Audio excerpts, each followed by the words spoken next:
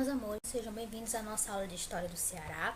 Vamos começar com a correção das últimas atividades, né? Primeiramente, a gente fez as atividades sobre a abolição no Ceará, né? Nós temos aqui, as primeiras páginas foi 91 e 92, né? Que era a primeira e a segunda questão.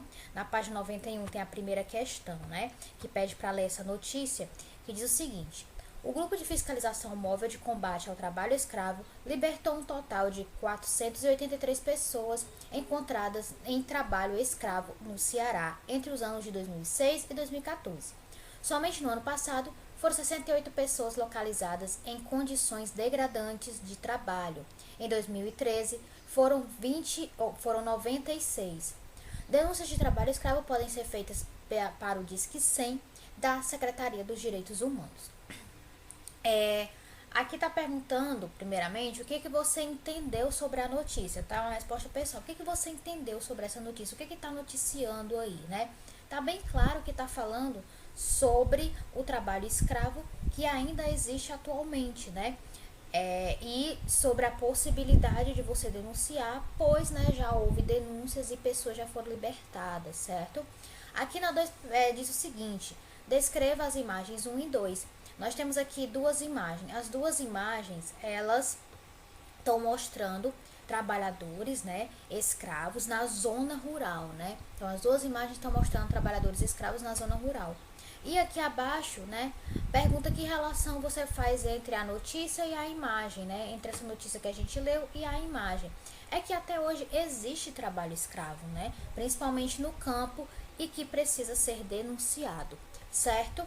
Na página 92, que é a nossa continuação, né, a segunda questão, diz o seguinte: por que podemos afirmar que os africanos escravizados foram fundamentais para a economia do Brasil? Justifique sua resposta. Porque eles eram a mão de obra, né, das atividades agrícolas. E por eles serem escravos, né, os governos eles não gastavam dinheiro pagando pelo trabalho desses negros. Então eles poupavam dinheiro e ainda tinham pessoas para trabalhar para eles, né, para dar lucro, certo? Por isso que eles foram importantes para a economia do Brasil. Página 95 e 96, nós temos da primeira à terceira questão, né? Na página 95, a primeira questão diz o seguinte: que motivo levaram o Ceará a acabar com a escravidão em 1884? Quais foram os motivos? Foram os movimentos abolicionistas, né? E a pressão exercida pelos membros da Sociedade Cearense Libertadora, né? Foi por conta de toda a revolta, por conta dos movimentos, né? E a pressão para que acabasse com a escravidão, que o Ceará acabou abolindo em 1884. Na 2, pede para ler aqui, né? E diz o seguinte: a Sociedade Cearense era um dos grupos abolicionistas do Ceará. Leia o trecho do pronunciamento do presidente da sociedade e depois responda aos itens a seguir. Então, vamos ler aqui o trecho, né, o pronunciamento do presidente da Sociedade Cearense Libertadora. Nós queremos uma sociedade que ocupe-se da libertação dos escravos por todos os meios ao alcance dos nossos recursos pecuniários, da nossa inteligência e de nossa energia. Os estatutos que nos convêm devem ser simplesmente estes: libertar os escravos, seja por que meio for, né? Aqui tá falando, né, tem algumas informações sobre esse pronunciamento, né? João Cordeiro, que é o nome do presidente, né? Isso aqui foi publicado na revista do Instituto do Ceará, né, o volume 59, em Fortaleza, pela editora do Instituto do Ceará. Isso foi em 1995, né? Aqui pergunta primeiramente, a Sociedade Cearense Libertadora lutava por que tipo de sociedade, né? Que fala, né? Ele está lutando por uma sociedade sem escravidão, certo? Quem era o presidente dessa sociedade? A gente acabou de ler aqui, né, na fonte. É João Cordeiro. E o porquê e o que você entende sobre a última frase do pronunciamento de João Cordeiro? Essa última frase aqui: libertar os escravos, seja por que meio for. É que o mais importante era a libertação dos escravos, né? E não importava os meios, né? O importante era libertar e não os meios, né? Não a maneira como seriam libertados. Pergunta aqui, logo abaixo, né? A última pergunta desta página: a libertação dos escravos do Ceará serviu para melhorar a sua condição social? Justifique sua resposta. A libertação dos escravos serviu para melhorar a condição social do Ceará, né? Sim, já que o Brasil foi o último país da América, né, a abolir a escravidão, a pressa, né, para libertar os escravos no Ceará deixaria o Estado bem visto, né, internacionalmente, certo?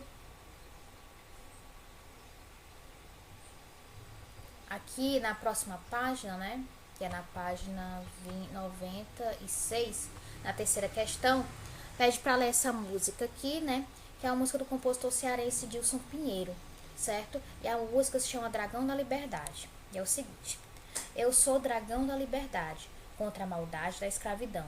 O dragão do mar, filho de canoa. Eu canto essa loa da libertação. Salve Francisco do Nascimento, com a força do vento lançou seu clamor.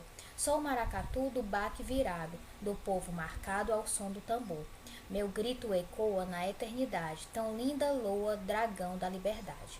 Então, primeiramente pergunta aqui por que Dilson Pinheiro, né, o compositor dessa música, chama Dragão do Mar também de Dragão da Liberdade? Porque ele contribuiu para a libertação dos escravos, né? Por isso está chamando ele de Dragão da Liberdade. O que o autor quer dizer quando afirma sou o maracatu do baque virado, né? Gente, maracatu do baque virado é uma dança da cultura africana, né? E esse trecho que diz sou o maracatu do baque virado significa que essa pessoa, né, pertence à cultura, né, dos negros escravizados. Ele pertence a essa cultura, né? Se ele é do maracatu do baque virado, o maracatu, ele é uma dança da cultura africana, então significa que ele é parte da cultura africana também, certo? Aqui na página 97 e 98, na página 97 temos a primeira e a segunda questão. Na primeira questão pergunta o seguinte: qual a importância das mulheres cearenses na libertação do movimento abolicionista? Elas foram importantes para o movimento, criando outros grupos, né, em prol da abolição. Então, quanto mais grupos foram criados, né, mais pressão era exercida, né, para que a abolição realmente acontecesse, né, para que a escravidão chegasse ao fim. Na 2 pede para marcar a primeira localidade do Ceará a libertar seus escravos. Nós sabemos que a primeira localidade, o primeiro lugar onde se libertou os escravos aqui no Ceará foi em Redenção, certo? Na próxima página, né, na página 98, não é isso? 98, temos aqui na terceira questão o seguinte: em sua opinião, a sociedade aceitou bem a participação das mulheres no processo de libertação dos escravos? Por quê? Olha, a gente não tem como saber com certeza, né? Mas a gente acredita que provavelmente não. Elas não foram muito bem aceitas, porque a gente está falando de uma época em que as mulheres tinham muito, né, de seus direitos negados, certo? Então, se elas tinham muito de seus direitos negados, acredita-se que se elas entrassem numa luta, né, como essa, que tinha muito a ver com política também, elas não foram inicialmente bem aceitas, né? Acho que elas tiveram que lutar também para serem aceitas, né, nessa luta. E na quarta questão, pede a pesquisar e escrever abaixo sobre a participação de Maria Tomásia, né, no movimento abolicionista do Ceará. E aí só alguma informação curta, né, a respeito dela. Que Maria Tomásia, ela participou ao lado de 21 mulheres, né, dos movimentos abolicionistas, e ela presidiu um grupo de mulheres cearenses em prol da causa abolicionista, né? São algumas informações que a gente pode trazer sobre ela, tá? Agora a correção sobre o nosso último conteúdo estudado, que é a resistência e influência negra no Ceará. Nós temos da página 100 somente a primeira questão, né, que tem aqui essa canção de Zumbi, sobre Zumbi, né, que é de Jorge Benjó. E a gente precisa ler primeiro a letra para poder responder a primeira questão. E aí a música é o seguinte: Angola com Congo Benguela, Monjolo Cabinda Mina, Quiloa Rebolo. Aqui onde estão os homens há um grande leilão. Dizem que nele há uma princesa à venda, que veio junto com seus súditos, acorrentados em carros de boi. Eu quero ver, eu quero ver, eu quero ver. Angola, Congo, Benguela, Monjolo, Cabinda Mina, Quiloa Rebolo. Aqui onde estão os homens, de um lado cana-de-açúcar, do outro lado cafezal. Ao centro, senhores sentados, vendo a colheita do algodão branco sendo colhidas por mãos negras. Eu quero ver, eu quero ver, eu quero ver. Quando o Zumbi chegar, o que vai acontecer?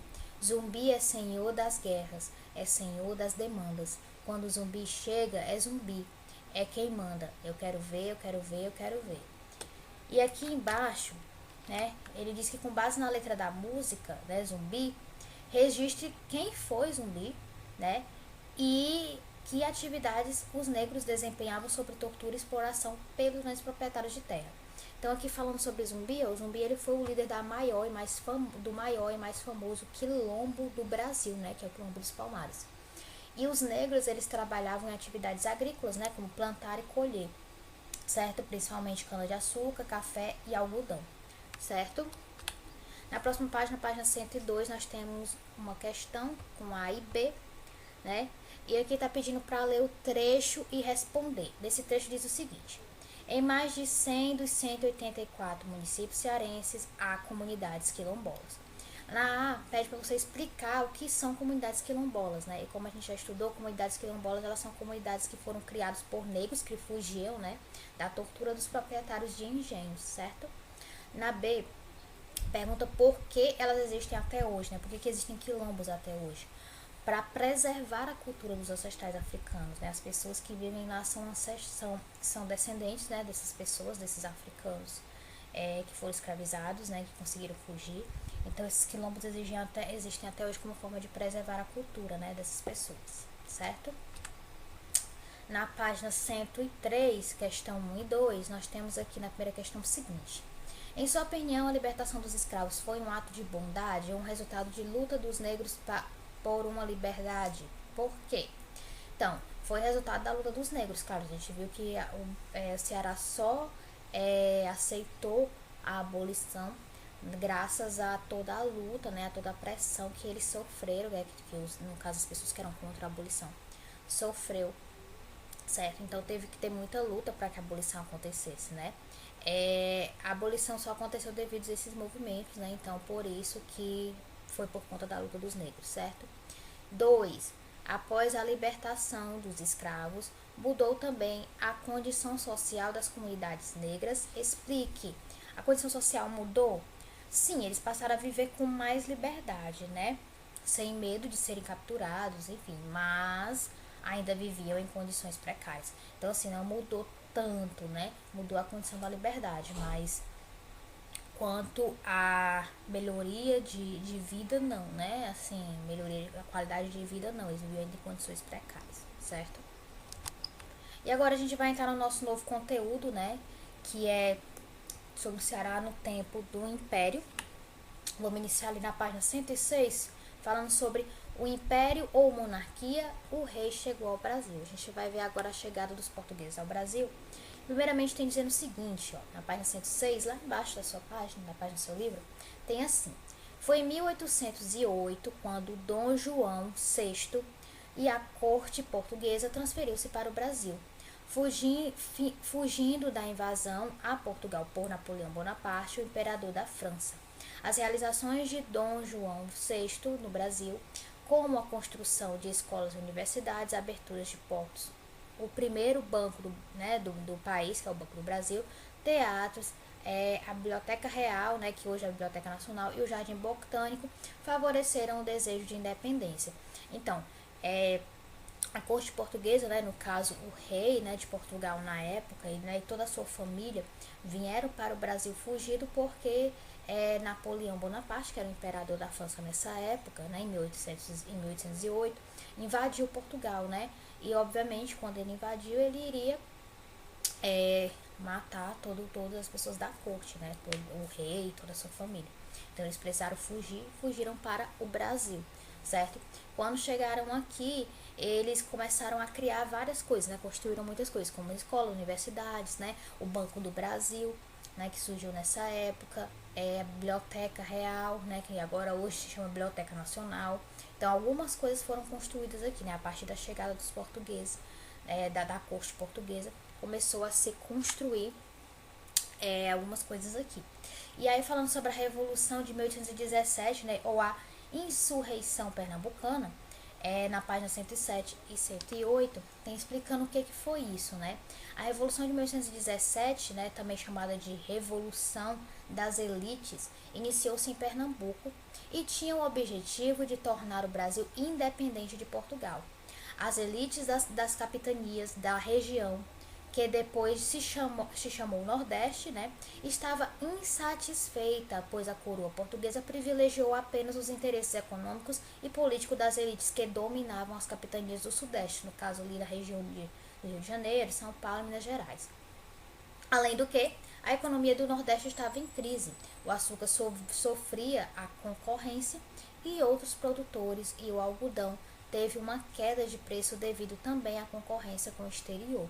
Então, a Revolução, né, Revolução de 1817 foi um ato contra a coroa portuguesa, né, contra o rei de Portugal, porque, na verdade, a região onde nós moramos hoje, que é o Nordeste, né, todas as capitanias pertencentes àquela região, a essa região no caso,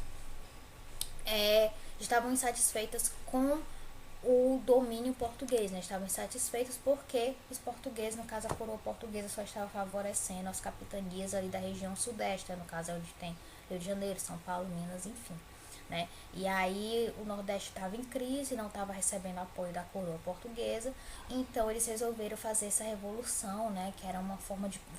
um protesto, né? É um ato de protestar, de ir contra a coroa portuguesa. Aqui tem dizendo, né, na página 108, que além disso, né, além do que estava acontecendo, né, no momento da Revolução, né, por conta do problema com a produção no Nordeste, né, a produção de cana-de-açúcar, no caso no Nordeste, a seca entre 1815 e 1816 destruiu parte da agricultura e os altos impostos pagos pelas capitanias nordestinas para sustentar os luxos da corte portuguesa no Rio de Janeiro agravaram a situação. Certo? Diante desses fatores, Paraíba, Ceará e Pernambuco resolveram se revoltar e declarar-se independentes de Portugal e adotaram a República como forma de governo em 1817. Porém, foram derrotados em 75 dias. No Ceará, o movimento só durou 8 dias, ficando restrito ao Cariri, nas vilas de Crato, né, e Jardim, sob a liderança de Bárbara de Alencar e seus filhos José Martiniano e Tristão Gonçalves. O movimento dos revoltosos no Ceará não conseguiu maiores apoios, inclusive Pereira Figueiras, né, que é capitão-mor de muito prestígio na região, acabou liderando as tropas que derrotaram a Revolução das Elites. Bárbara de Alencar, essa senhora aqui na foto, seus filhos e outros envolvidos na revolta foram presos por 3 anos. Em 1821, foram anistiados pela coroa portuguesa, sendo ela, Bárbara de Alencar, a pioneira na participação de um movimento armado no Ceará. O movimento foi sufocado, mas suas causas não. O descontentamento da elite continuava. Então, como está dizendo aqui, além, né, de todo o problema com a cana-de-açúcar, né, a seca também piorou, né, piorou mais ainda a situação em 1815, né, por conta da seca, as plantações todas murcharam, né, e ainda assim, os donos dessas capitanias, eles eram obrigados a pagar impostos, né, a pagar uma certa quantia para Portugal por estarem naquelas terras, né. Como eles não estavam conseguindo lucro, ainda eram obrigados a pagar, né, a gastar dinheiro para manter os luxos da coroa portuguesa, se reuniu Paraíba, Ceará e Pernambuco, certo? Para criar essa revolta, né, para se manterem independentes de Portugal. Eles conseguiram isso por 75 dias, né, após esse período. Eles foram derrotados, né, pelo exército português e, no caso daqueles que foram líderes, né, como Bárbara de Alencar e seus filhos, acabaram sendo presos, né, por 3 anos, certo? E a partir deste conteúdo vocês vão fazer, né, as atividades da página 106 e 109, tá? 109 é somente da primeira à terceira questão, tem uma pesquisa lá embaixo, mas a gente não vai fazer, vamos responder só as questões. E da página 106, certo? Então, deem uma conferida no conteúdo, tá bom? Para vocês conseguirem fazer direitinho a atividade. Então, é isso, meus amores, um beijo, se cuidem e até a próxima aula.